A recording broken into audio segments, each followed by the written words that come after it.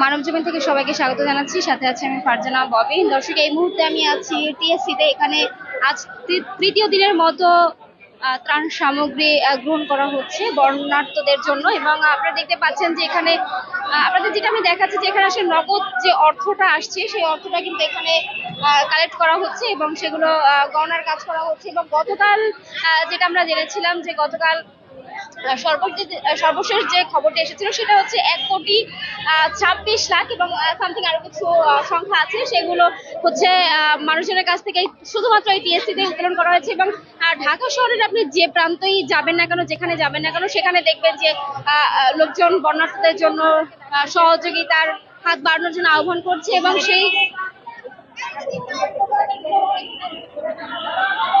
এবং সেই আহ্বানের সাড়া দিয়ে কিন্তু মানুষজন যে যার সামর্থ্য অনুযায়ী সাহায্য সহযোগিতা করছে। এবং এর আগে যে এই যে কার্যক্রমটা যে শুরু হওয়ার বিষয়টা, সেটা হচ্ছে যারা সমন্বয় গেছেন কেন্দ্রীয়, তাদের তরফ থেকে আসলে ফেসবুক পোস্টের মাধ্যমে বর্ণাঢ্যদের জন্য উন্মুক্ত সাহায্য নেওয়ার কথা বলা হয়েছিল এবং অভূতপূর্ণ সাড়া পেয়েছে। সেটা আপনারা আসলে এখানকার যে পরিবেশ সেটা দেখলেই বুঝতে পারছেন যে প্রচুর পরিমাণে লোকজন কিন্তু এখানে আসছে। এবং আমি যদি আপনাদের একটু দেখাই যে কি পরিমাণে লোকজন এখানে আসছেন, রিক্সা, সিএনজি,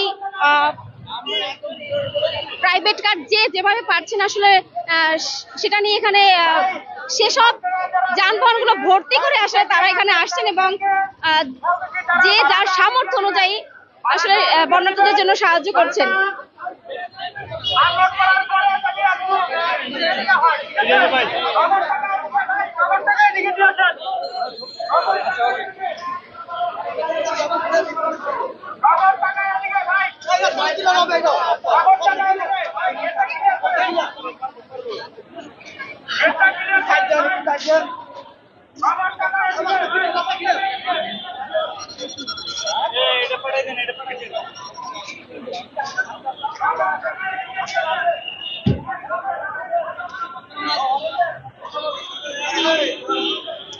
আজ সকাল 10টা থেকে এই সাহায্য নেওয়া বা ত্রাণ নেওয়ার যে কার্যক্রম সেটা কিন্তু শুরু হয় এবং সেই সময়টা থেকে আসলে এই ধরনের পরিস্থিতি, এই ধরনের বলা যায় যে স্বেচ্ছাসেবকরা এক ধরনের মধুর সমস্যায় পড়েছেন এই মানুষজনকে আসলে সামলাতে গিয়ে। এবং টিএসসির যে অংশটা দিয়ে আসলে বিভিন্ন যানবাহন ভেতরে প্রবেশ করে সেই অংশটা কিন্তু স্বেচ্ছাসেবকরা বন্ধ করে দিয়েছেন এবং শুধু যারা এখানে ত্রাণ নিয়ে আসছেন তারাই কেবল এখানে ঢুকতে পারছেন। বাকি যারা এখানে বাইক রাখতেন বা রিক্সা রাখতেন সেই সব যানবাহন কিন্তু এখন ঢোকানো এখানে সম্ভব হচ্ছে না, কারণ এত পরিমাণে মানুষের ভিড়।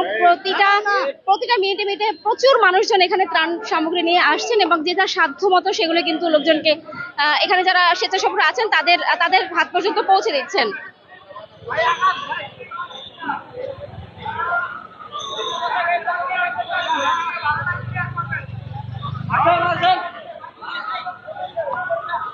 দর্শক, আপনারা জেনে থাকেন যে তিনটা জেলা নোয়াখালী, ফেনী এবং কুমিল্লা প্রথমে কিন্তু এই বন্যায় আক্রান্ত হয় এবং এরপরে আস্তে আস্তে নানান জেলাও কিন্তু এখানে আক্রান্ত হতে থাকে এবং সেসব জেলায় মানুষের কি দুর্বিষহ অবস্থা সেটা সবাই মোটামুটি অবগত আছেন। এবং সেখানে আসলে যে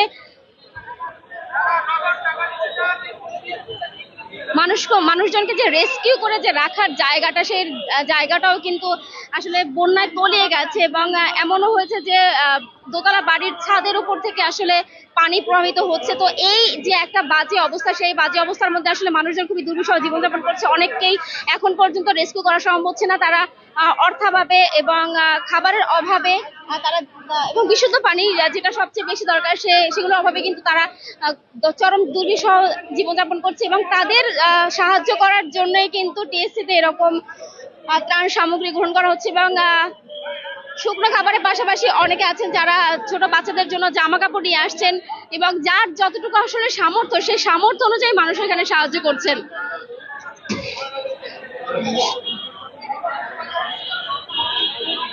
আপনারা এখানে দেখতে পাচ্ছেন যে গাড়িগুলো আসছে, সেই গাড়িগুলোতে কিন্তু আসলে ত্রাণ সামগ্রী নিয়ে আসা এবং ত্রাণ সামগ্রী যাদের নেই সেসব গাড়ি কিন্তু এখানে প্রবেশ করতে পারছেন। এবং আপনারা দেখতে পাচ্ছেন যে ছাত্র শিক্ষক কেন্দ্রের এই যে রাস্তাটা, সেই রাস্তাটায় কিন্তু এখানে আপনারা দেখতে পাচ্ছেন যে প্রচুর গাড়ির ভিড় এবং সবাই আসলে ত্রাণ সামগ্রী নিয়ে এখানে প্রবেশ করছেন।